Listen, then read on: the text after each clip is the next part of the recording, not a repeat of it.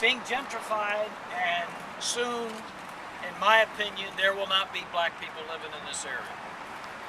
You're sitting a few minutes from downtown Miami.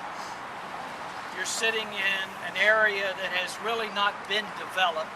It has not been made historic by any action of the city or the state that would protect the area.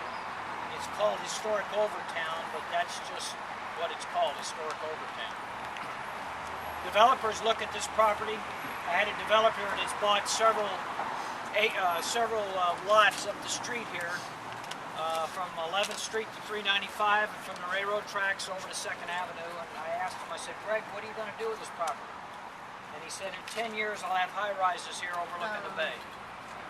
So when you start getting into the inner city and you have what's happening with the cost of fuel and you have what's happening with the cost of commuting, people are moving back into the city, and you start looking at these pockets, and the people that do the type of developing, their ears start to perk up and they start to see what the values are.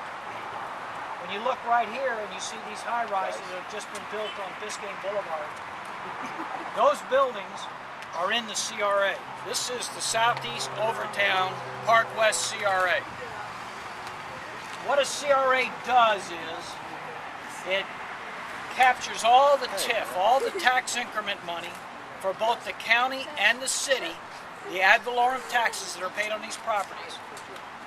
And this is a 100% CRA. All the money comes to this area to renovate this area. Yet what happens is the bulk of the money gets spent east of the railroad tracks. The political will has just not been here to do the things within this part of